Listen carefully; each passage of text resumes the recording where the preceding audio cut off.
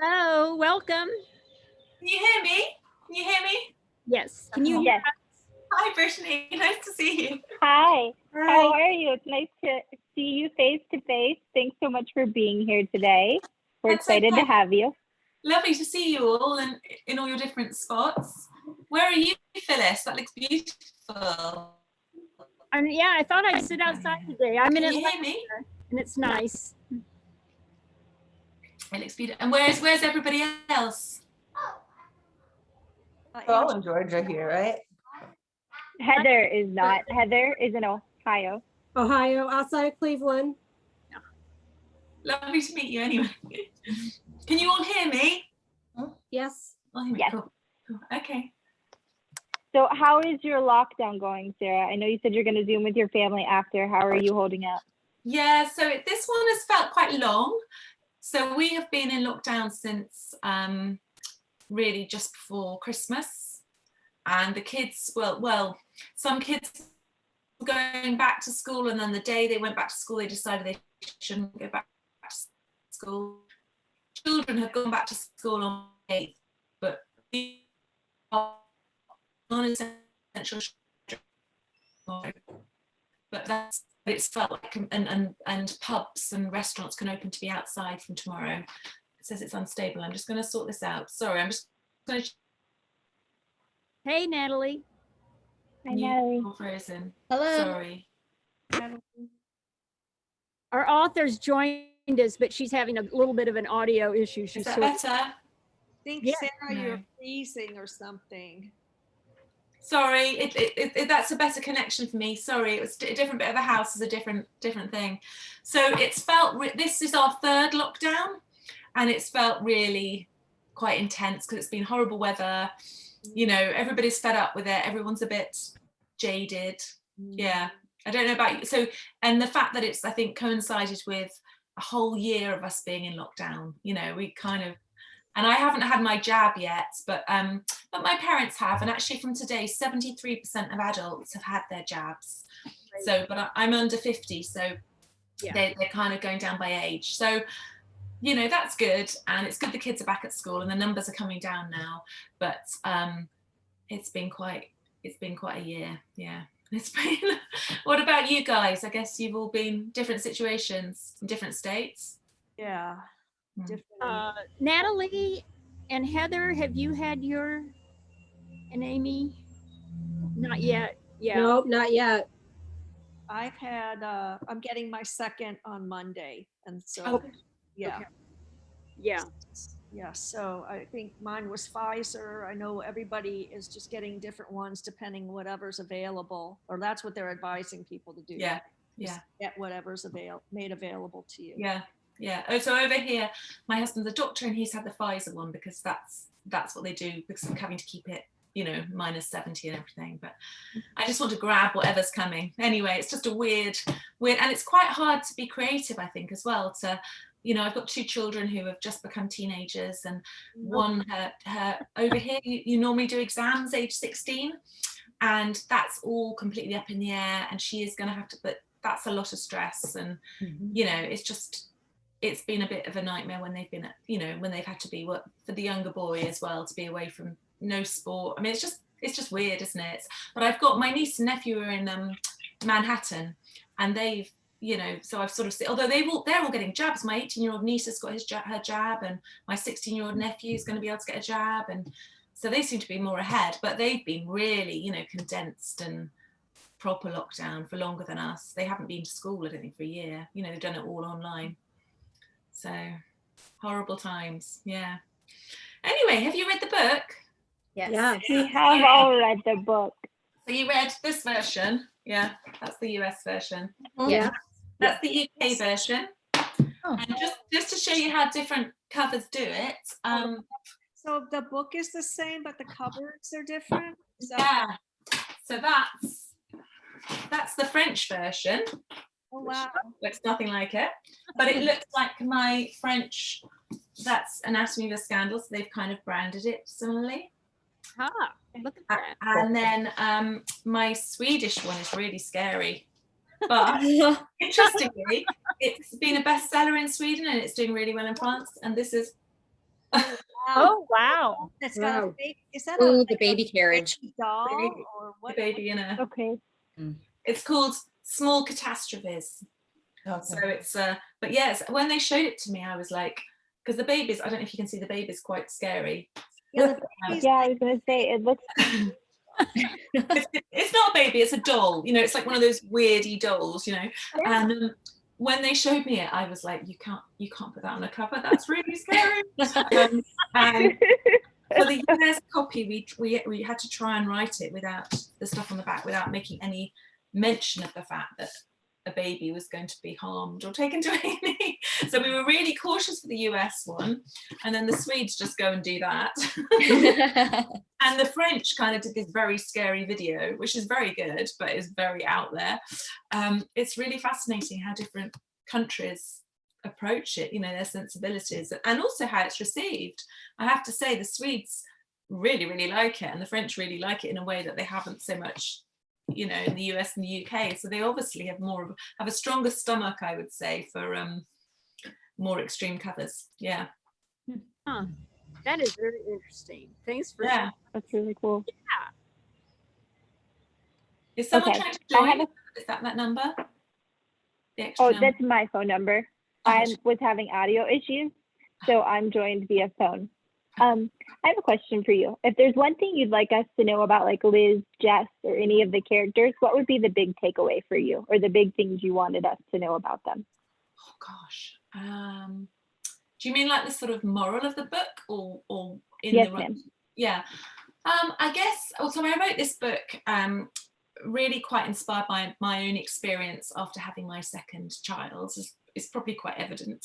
And I had a sort of perfect storm of circumstances whereby I couldn't walk in my second pregnancy, and we moved 50 miles away from my husband's job, which is nothing I know in US terms, but you know, if you can't walk or drive, it means you're really sort of cut off from friends. And I had a baby and a newborn and a toddler, and I had to give up my job because I couldn't walk, and I couldn't commute up to London to do my job that had sort of validated me. And so I became I can see now that I had something called postnatal anxiety, which Jess has, but Jess has it in a really extreme form. And I think, and it wasn't something that I could tell the doctor about, or tell my husband about, or admit to anybody really, because I think we all try and be really competent and capable, and you know, you can't admit that you feel. I never felt that I wanted to hurt my baby, but I did see danger everywhere, which was partly as well because I'd been a news reporter and I'd done some really horrible paedophile cases and child murder cases as a news reporter. So I had a very warped sense of risk and catastrophe. So my thinking wasn't rational postnatally, and yet this was 12 years ago. I didn't tell anybody because there wasn't the awareness that I think we have now, that, you know, maternal mental health is a thing. So I didn't tell anybody, and I think I would like people reading this, if there's one thing that it can take away, it's that perhaps to have a bit more of awareness of how isolating those early months after having a baby can be, and how problematic they can feel, and that if something looks fine on the surface, you know, the older I get, I think we all have our issues and our traumas and our secrets from our childhoods, or you know, things that we might look as if we're completely competent, but underneath there are things that have scarred us, aren't there? And there are things that have you know, I don't know very many people who've had everything's been completely plain sailing. So I think maybe to have a little bit more awareness of that, I guess. So that, I think that was my take away from that. And I've been quite surprised at how I wrote Liz in the first person, but everybody seems to be more interested in Jess, which I suppose is the more dramatic story. And actually I probably put a lot more of me into Jess than into Liz. So I guess that's my take out to people to be a bit more aware of how isolating those early months can be. And that's certainly something that readers, that has resonated with readers. I had lots of messages from people saying, you know, you really captured what it was like for me, or you know, that it was 30 years ago for me, but you know, I can remember what it was like to be at home with a screaming baby. So yeah, I think so. Were you a part of a playgroup, Sarah? Like when you had your first baby or second baby? Yeah, so my first baby was fine because I was in London and I joined something called an NCT class, which is National Childbirth Trust before you have a baby. And I had a group, you join in your area of London. So we actually moved there and I had a group of 5, I think there were about 10 of us, but about 5 of us, stayed quite close. And a couple of them I'm still quite close with. And so those early months, it was you'd meet every week and it was kind of like a little bit of a routine, or, you were on maternity leave. We have quite a long time for maternity leave over here. The ones I really liked went back to work when their babies were 5, they took 4 or 5 months off. So, I took longer, I took 11 months off. So I was sort of on my own, but I was fine. And I had my sister who just had a baby as well, who was sort of 2 miles away. So although we didn't come from London, we would meet every week. And I had a real support network. And then I had a childminder when I went back to work to look after my baby. But when we moved, when I was pregnant with my second baby, we moved, as I say, for my husband's a surgeon, and you have to move where the training jobs are. In fact, he could have gone and done an elective in Canada and things, and I was like, I just don't think I can cope with no support system. I can't move continents at the moment, or Australia, which was probably really short-sighted of me. So we moved up when I was 30 weeks pregnant, and I also had this complication that meant I couldn't walk, and I was in a sort of chronic pain till my boy was 3, and sort of on really strong painkillers and things. And so I was geographically and physically isolated. I say I couldn't walk. Once I'd had him, I could walk to the corner shop with my little girl. That was our sort of, me pushing the pram. That was our exercise for the day. But I had sort of physio till he was about 2, and I did a lot of Pilates and swam and things to make myself strong again. But I mean, I couldn't have another baby. It was sufficiently debilitating for that. So because I had these things, I didn't have a support network. And I can remember moving to this new area and going to baby groups and trying to sort of introduce myself to people. And people only had a short time of maternity leave. I remember women turning their backs on me because they were with their friends and they didn't want to make the effort to meet new people. And actually, it's funny, the girl that my son sits next to in class, I tried to be really friendly with her mum and suggest she'd go to a baby group with me. And it was her 4th child, and she's Australian and quite to the point. So she said to me, "Oh, when it's your 4th one, you can't be asked to go to that." I was just like, I was just asking her to be my friend. But she was obviously didn't understand that at all, So she, so I found it quite isolating. And I think that's why, and I was, my mum is 250 miles away, my in-laws were, but for us that's quite a long way. The networks, you can't sort of fly or something, you'd have to spend all day traveling to get there. And so I didn't really we don't have lives where we have support systems with our families around us, I suppose. And so I was very isolated, no childcare, no friends nearby. And just me and my imagination, and sleep deprivation, I'd say, as well. Yeah. So I was breastfeeding and quite perfectionist. With my firstborn, I breastfed her till she was 14 months because I went back to work when she was 11 months, and I felt so guilty that I kept, doing this for her. And I wanted to do the same for my son. And it just meant that I think then the sort of emotion, and my husband was working, so I think then the physical toll falls a lot on the woman, because my babies wouldn't take bottles, so they would wake me in the night and I couldn't get them to sleep. And it just, sleep deprivation does awful things to you. I think the SAS use it to torture people, waking up in their sleep. And I think, I just ceased being, I wasn't as bad as Jess, but I did start to have intrusive thoughts that meant that it wasn't a very big imaginative leap to then become like Jess. So I think that's what I was trying to explore. And also how I think we tend to judge other parents as a way of validating our own parenting. So it's not a very nice thing to admit to, but I think you kind of, as soon as you have a baby, I don't know if any of you, I'm assuming some of you have had children, have you? So I think as soon as you have a baby, you're making choices like, do I breast or bottle feed them over here? Do you go, am I going to go back to work? Can I, am I going back to work full time or part time? If the baby's in childcare, is it in a nursery? Is it in a, how many hours am I leaving it for? And I think you kind of, you're critical of other people, because because that's a way of making you feel better about your own decisions.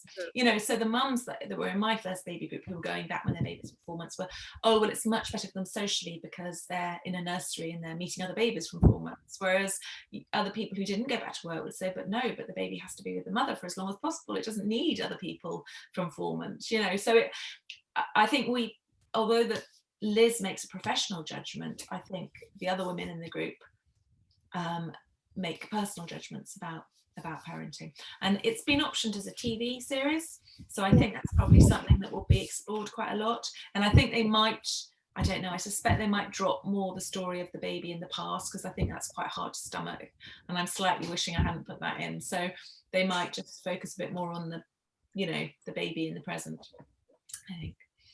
Yeah. Hopefully you think that they'll drop baby Claire. Is it Claire, right? Claire, I don't know. I just think we're only in preliminary chats, but certainly one of the I had a few people who wanted to pitch for it, and one of the pitches didn't have a mention of the baby in the past. But there was still, Janet was still a negligent mother, so you still had I think you would still have the kettle instance, or maybe it would be a fire instance. You know, I think they were thinking of big little fires everywhere, which has just been on over here. Well, it's just been on over here for you as well. But I think actually to film a mother killing a baby, you know, would be quite hard to watch. But I one of the earliest jobs I did as a reporter was I covered a story of a woman who was accused of murdering. Well, the police thought 3, but they brought charges for 2 of her children, her babies. And she was eventually acquitted on appeal, because one of the statisticians that was brought in, his evidence, there was a mistake in the calculation he made, in the odds of, you know, the chances of, she was arguing it was a cot death, and he was saying the odds of that happening for 2 babies by cot death were, you know, however many, 1 to 1,000,000 or whatever, and his maths was wrong. So on the basis of that, she was released from prison. But when I wrote the story and the police were convinced she was guilty, I did think, gosh, a mother matricide, you know, a mother killing a baby is actually the worst. I think it's probably the worst crime we can possibly think of, isn't it? So that's why I have my Lady Macbeth quote at the beginning, and that's why I was interested in exploring that. Hi, Gretchen. Hello, sorry I'm late. My daughter had her 16th birthday party yesterday, and all the parents showed up at noon to pick up. Oh, wow. Oh. Nice. Okay. I'm glad you could make it. Any more That's questions? not the point, because we're talking about mothering, so parenting. Yeah. Yeah, exactly. Gretchen, my oldest has just turned 16, but she's just had a birthday in lockdown where obviously you can't do anything. So we can't stay in people's houses yet. So I haven't had to have a load of teams staying over. Yeah.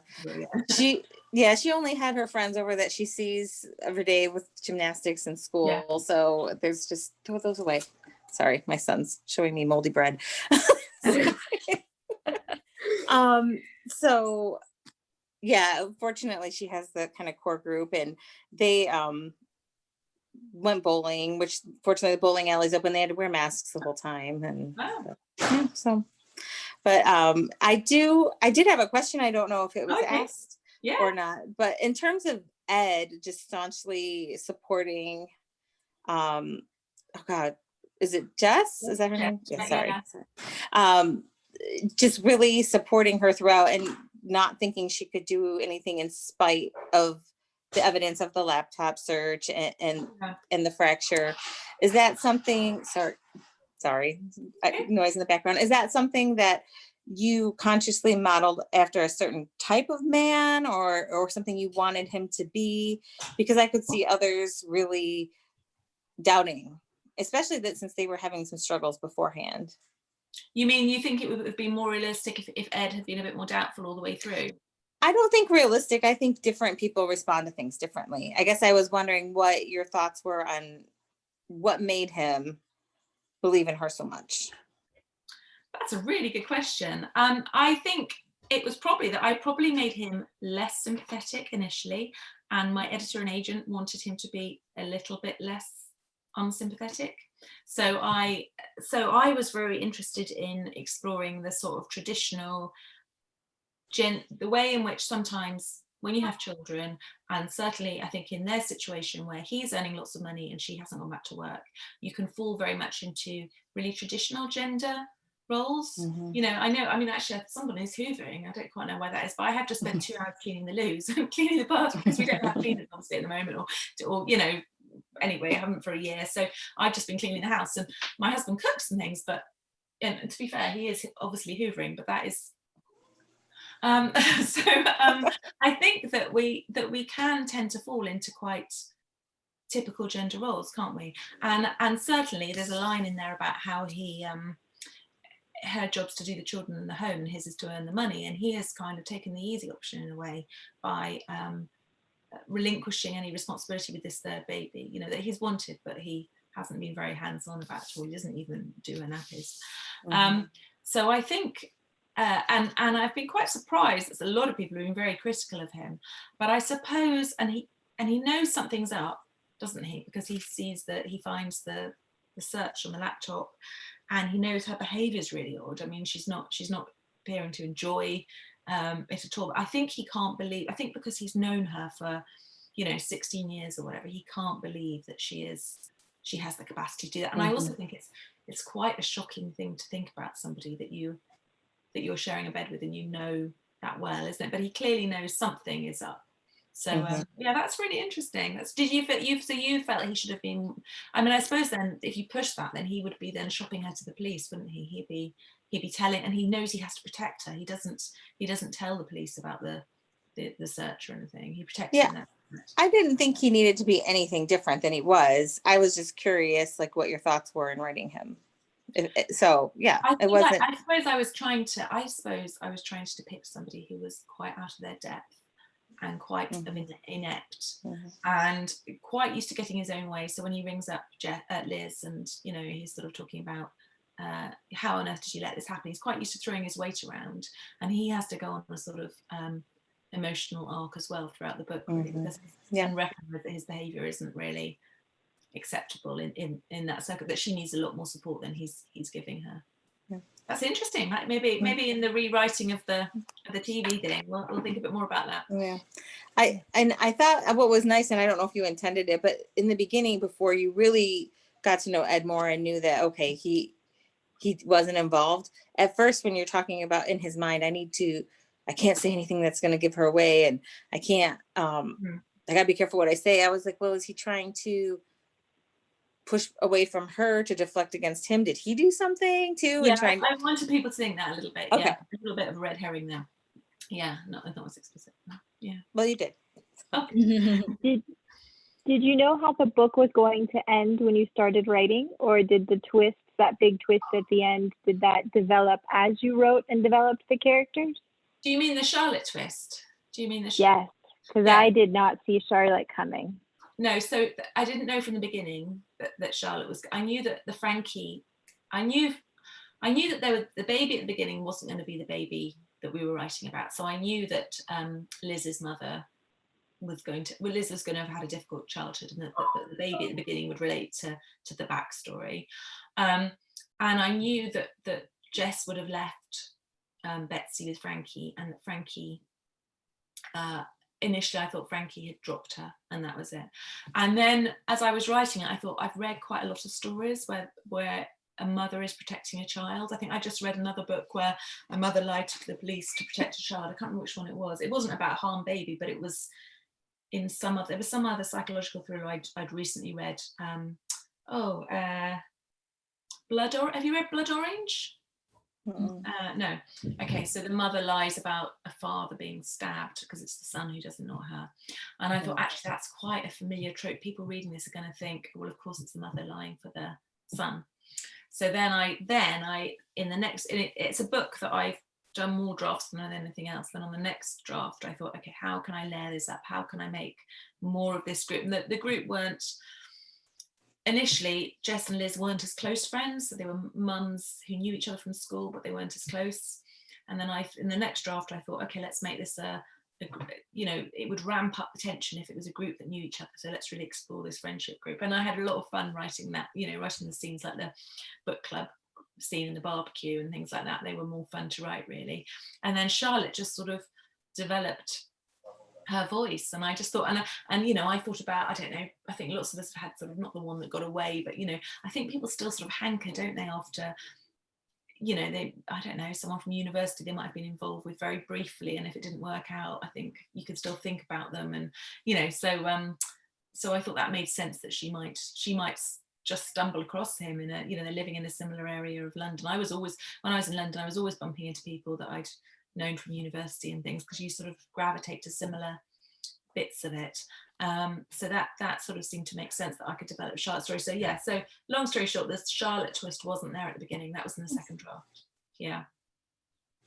But I hope there were enough clues all the way along. If you know, A little bit, yeah. I didn't get Charlotte. I suspected she was covering for her son. I thought, oh, I'm so clever. I've got that figured out. Totally missed Charlotte. Yeah, I think I forgot the bit about her coming and knocking on the door. So then, Oh yeah.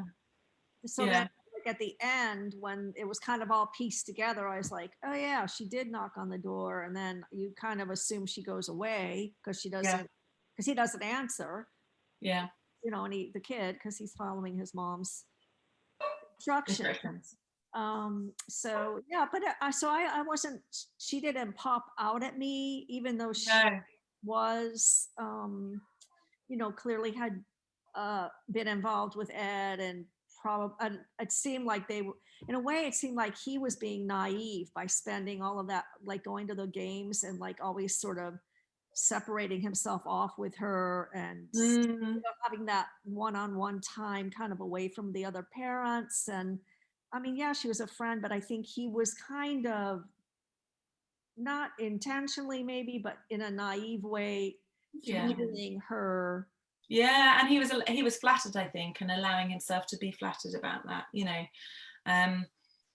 I think it's quite I've been at rugby with my son this morning, so sport has just started again this weekend, and there are more mums now, but I was the first aider, so it was mainly lots of dads and me, and I thought, gosh, that isn't, you know, all the bits of my life that I feed, and I thought, actually, that isn't an area where you can not legitimately talk to other people's husbands, but you know, you could, if you wanted to, you know, that would be a way of cozying up to somebody. Yeah, so I think yeah, he is naive, he's out of his depth, and he's just not as emotionally intelligent as the women in the book, I think, which I think quite a lot of men aren't, probably, you know, they're not perhaps as alert to you know, the fact that Jess might not feel great about the fact that he's going off and chatting to Charlotte, and yeah, so that said, yeah, but I liked writing him. I think he was Dan for quite a long way through, and then I think was there a reason he wasn't Dan? I think I knew somebody at one of these, you know, he was called Dan or Rob, which was a name of a dad at football, and I suddenly thought, oh God, they're going to think. So I had to change it to Ed, and it's really awful changing it to Ed, because obviously if you have a past tense, if you do a sort of search on your copy to change it all, and you want to change things to Ed, then there are lots, you know, snowed or, you know, or played. There's lots of Eds in your copy, so it was a bit problematic changing his name. But yeah. I think from the second draft, he was probably an Ed. Yeah. I found myself having to keep putting the book down a bit because Jess was so me. I mean, not to the extent of where she was, but like there was a part that you mentioned about how maybe it was you, or it was in the interview in the back of the book about you imagine all the worst things that could possibly happen so they don't. And like, that's me to a T. I do that. And it's more so that, so I'm prepared. So if it does happen, I'm prepared, because if something happens that I didn't imagine, then, oh my God, like, what do I do in this situation? So it was like that part where Kit was climbing the tree, and I'm like, no, you tell him he needs to, and the sister's like, no, it's fine, let him go. And I'm like, no. And then he fell, and I'm like, see, that's why you don't, you know. And I've got 2 little girls, and I'm like, if I had boys, I don't know. I'd be bald. I wouldn't have hair. Like, I would just like, I'm falling out in lockdown. But yeah, no, it's I have to stop my, and my sister would say when mine were little, Tipton. She has them either side of my eldest. And so you've got to, I remember we went to a maze at Hampton Court, and my boy was 2. And so my daughter was nearly 5. So her daughter was 6 and her son was 3. And the 3-year-old took my 2-year-old, or maybe they were 4 and 3, into the maze. And then I'd relaxed a bit more because I was with other parents, you know, because I was with my husband and my sister and her husband. And her son came running back, and I said, "Where's Jack?" And he said, "Oh, I just left him in there, and he got lost in this maze." And because I'd covered a horrible case here of 2 girls who, it was called the Soames schoolgirls, and they were murdered by the boyfriend of a teaching assistant at their school. And it was in a Cambridgeshire village in August, on an August bank holiday. And I also did an awful case of a little 5-year-old who was playing in a cornfield with her. She was the youngest, and she had a brother, 2 brothers and a sister who was sort of up to sort of 11 or 12. They were all playing in a cornfield behind her grandfather's house, and she had a row with her eldest brother, and he said something like, "Oh, you're being such a baby, and run home then if you're being such a baby." And she ran through the cornfield, and there was a known paedophile who was doing some building work in a garden, hedging the cornfield. He saw this little girl running through the cornfield, and he got in his van, drove, and snatched her up and murdered her, you know, sexually assaulted her and murdered her. And I followed the trial of the guy who was convicted, and there was lots of evidence that the jury couldn't hear, that, you know, obviously the press heard. So I was a reporter for The Guardian before I became a writer. And so obviously when my little boy got lost in a maze, I thought that all the paedophiles in the nearby area had found him and taken him, you know, and the same thing happened at Legoland. You know, he went missing at only for like 3 minutes. But you know, like if you're busy and you're looking for him, and then someone distracts you, and then suddenly he's just not there, you know, that sort of moment. And my mind would immediately go to the worst case scenario. So when he was a baby, I thought, my daughter said, this sounds ridiculous, she said, the man comes into my bedroom at night. I said, "What do you mean the man comes into her bedroom at night?" And I immediately catastrophized that the next door neighbour, who'd seen her playing in her knickers in the garden, it was a hot summer, you know, in a paddling pool, was breaking into her bedroom and molesting her at night. And it was that the nursery nurse at the preschool she went to was Irish, and she talked about Mr. Sandman coming into your bedroom at night and putting sand in your eyes and you'd sleep. And I remember, and it was always when my husband was on call, and I rang him and he was on call. I said, "Look, do you think we should call the police? She's just talking about a man coming in her room at night." And he was like, "Look, you know," I just didn't know what to think, you know. And then she said, "Oh no, it's the man with the sand." And I was like, you know, but I'm sure that somebody who wasn't sleep deprived and completely irrational and suffering from postnatal anxiety would have just said, "What are you talking about?" You know. But I think also in our culture where we're, you know, I found it really hard to have her as a baby. I'd had fertility treatment, and I think, you know, we're so child-centered. You know, we don't have hundreds of babies that are going to die anymore. We have, you know, I have 2 children, both are the best thing in my life, you know, and I think that, you know, well, I certainly was catastrophizing and not you're right, it is a way of trying to prepare yourself for risk. So if you see the worst case scenario, you think that you're preparing yourself for it, but obviously it's a massive strain. And, you know, there's my sister going, "He's just got lost in a maze, don't, chill out," you know, or "He's just climbing a tree," you know, chill out about it. But yeah, I'm always that parent thinking, crikey, they've climbed a bit high, or, you know, they're a bit high on that climbing frame, or heart in mouth. Yeah. And now he's 13 and he's off on his bike with his mates, and I'm having to just think, okay, he's got a helmet, he knows how to cycle a bike, he's got his phone. I've just got to let him be a teenage boy and not be as anxious. Yeah. It is hard, even as teenagers. Like, and my son will go off on dirt bikes up north in the summer, and I'm like, has he stopped by to check in? And my husband's like, "He's fine." I'm like, "But it's been like 2 hours. Where is he?" And you know, they stop at the friend's house, and I know as children, our parents weren't as involved as we are. We kind of just go outside and play and come be home for dinner. And now it's like, When I was where little, are you? that's what we did. Yeah. We But just for my went out and played all. When I was a little kid, we just went out. I mean, it was a different time in the world, and it was not in a big city. It was in a suburb of Chicago or something, or in Ohio for a while. But anyway, so they would just like send you out in the morning in the summer, you know, when you weren't going to school, and literally we would come home. It was dusk, dinner time, Wow. you know, or whatever. It was, we just played, rode bikes, played, whatever we did. Yeah.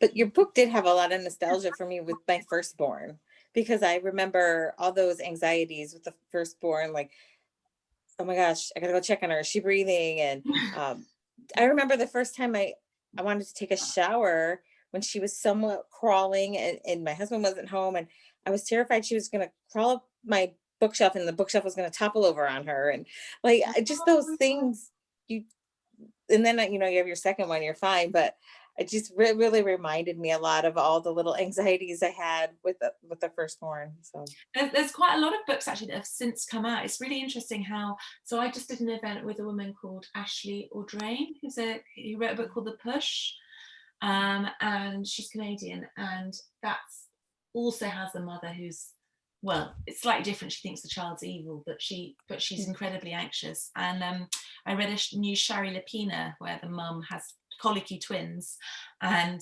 actually the husband, well, I won't spoil it, but she has that sleep deprivation thing as well, and that huge anxiety thing of having new children. It's a really, I mean, I think you've got sleep deprivation and you've got adapting to having been having a new role. And you know, I think I was quite selfish. I had my firstborn at 32, so I'd had a whole decade of having a career and being really competent, and you know, not having to be responsible for anything, and suddenly I was responsible for this incredible little creature. And also you've got hormones to throw into the mix, haven't you? And I think we're only now really recognizing quite, but it's interesting. I one of the friends from my original NCT group, who must be now nearly 50, she said that she'd had, after reading it, she'd had the most honest conversation she'd had with her mother, and her mum had suffered from postnatal depression, and as a result of reading the book, they could talk about that. And my mum, after reading it, she said, "Oh, I had postnatal depression after having you." And you know, I think it was never diagnosed, and we just sort of got on. But I'm sure I had it after having you because I felt similarly, you know. And I think with the Janet story as well, I was really keen to look at how we view childhood differently. I think I said we're much more child-centric than she is in the 80s. So she has no support in the 80s, and she's from an area that I'm from where you can be very rurally remote. You know, you can be completely cut off, you know, down sort of really old lanes and high banked hedges and things. And if you haven't got a car and you're, you know, she's quite poor, she hasn't got any capacity to sort of escape. And I think that sense of claustrophobia, which I think lots of people have probably found during lockdown, is quite intense as well. I wanted to capture that with Janet's story, that sense of just being in a house with little children. And she's not rich like Jess, you know, she can't go to a cafe or something to try and make it better. Yeah. And Jess, I was thinking about her character too, because obviously she's got, you know, postpartum depression going on and sleep deprivation and all of that, but she also has like undiagnosed OCD disorder. Yeah, exactly. And that, you know, which I guess you find out, I mean, that she's had it off and on, like through, I don't know what impact, if it had any impact on her other kids. It doesn't, you don't, I mean, you don't no, know. you can have it from, I think I'm not sure actually if it stayed in. I think I spent ages writing in an earlier draft about her having it when her parents were arguing as a child. I think there's a tiny bit of it in there. Yeah, she's a child on the beach and she's got to get this fossil out in one piece, and you know, then everything will be okay, and that sort of obsessiveness. And I mean, I don't have it now, but I had a little bit when my parents split up, and it was really, I was 13, I was being really badly bullied at school. And over here, there was a huge campaign about HIV, AIDS, don't die of ignorance. And I've since found out that too, there's a really good, we've moved house, so lots of my books packed away. There's a really good book called The Man Who Couldn't Stop by someone called David Adams, who used to work opposite me on The Guardian as a science correspondent. I was a medical correspondent, and he talked, and there's a woman called Bryony Gordon as well, who's written a book called Mad Girl.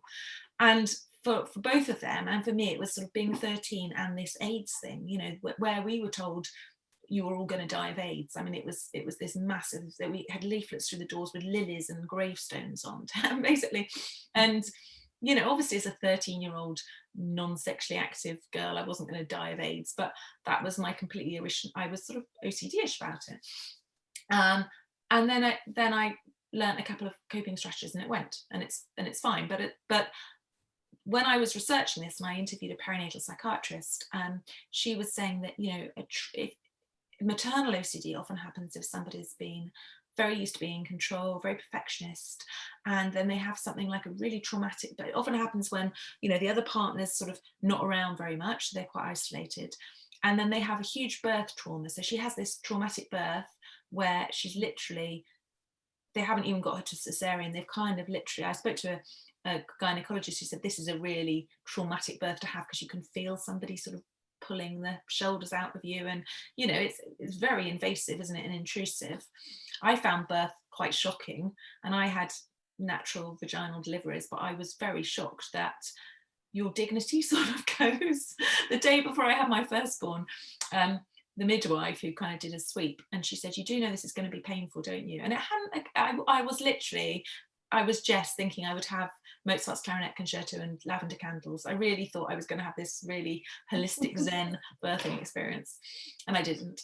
But it is, you know, there is a line in there, I think, about it being the most traumatic day for us as individuals when we're born, not for the mothers, but for the babies. And it's still, can be still quite risky, can't it?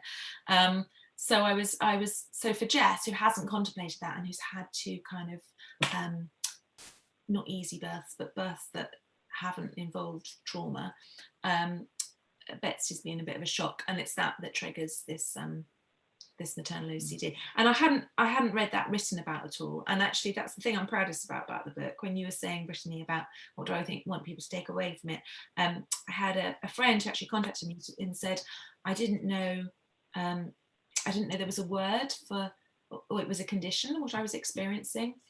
And she had a baby through IVF, you know, very much wanted. And she said, I've gone on the maternal OCD website and I've shown my husband and we talked about it. And so that was brilliant, because, you know, it meant that it started a conversation for them, you know. But yeah, it wasn't something I'd seen written about. And I don't know, if I was writing it again, I'd probably put more of it in. Actually, I did write pages and pages of her intrusive thoughts, and the editor said I had to take some of it out because it was quite wearing to be inside Jess's head all the time. Yeah. Mm-hmm. I ought to go actually in a sec because I've got this family Zoom, but are there any more questions or that I can answer now? Before you go, I want to get a screen capture, if that's okay, of everybody. Oh, cool. Just a quick picture. Yeah. Do you want me to take it, or no, you're taking it? Oh, wow. I'll take it and I will share it with you. Thank you, that'd be lovely. Do you want me to hold up your copy? Of course. Yes, please, if anybody has them. I read that. Wonderful. Okay, everybody ready? 1, 2, 3. Perfect. Does anybody have any final questions? Anything we missed? More questions? Heather, do you have any? You were looking shocked at one moment, no? Not right now. No, that's okay. Thank you for joining us. Well, thank you for reading it. Thank you so much. No, I'm thank you. I'm sorry that we didn't do it on Easter Sunday. It's just that I hadn't seen my sister since November. So we were allowed to, well, I say lockdown's finishing tomorrow, but they were from whatever it was last weekend, Easter weekend, we were allowed to see people, but not in houses. We have to be in gardens. So it was freezing. It was about 3 degrees, but I did see my sister. Easter egg. I'm glad you got to see her though. Yeah, it makes such a difference, doesn't it? Hard. And where, yes, can I just ask where you are all geographically? You were saying? I'm in Atlanta, Georgia. You're okay, you're in Georgia. Brittany, where are you? I'm in Woodstock, Georgia, as is Meryl. We share a wall. So Meryl's on the back side of my wall. Oh, we have townhomes. And so this back wall you can see is our shared wall. That's our wall. That's lovely. That's really nice. Oh, well, thank you so much for having me. And I'm sorry it was brief, but it was really, really lovely to see you. It was wonderful. Thank you. Thank you. Thank you. Okay. Bye. Bye. Bye. Bye. Let's see if they're recording. Yep, let's stop Sure, that part. lovely.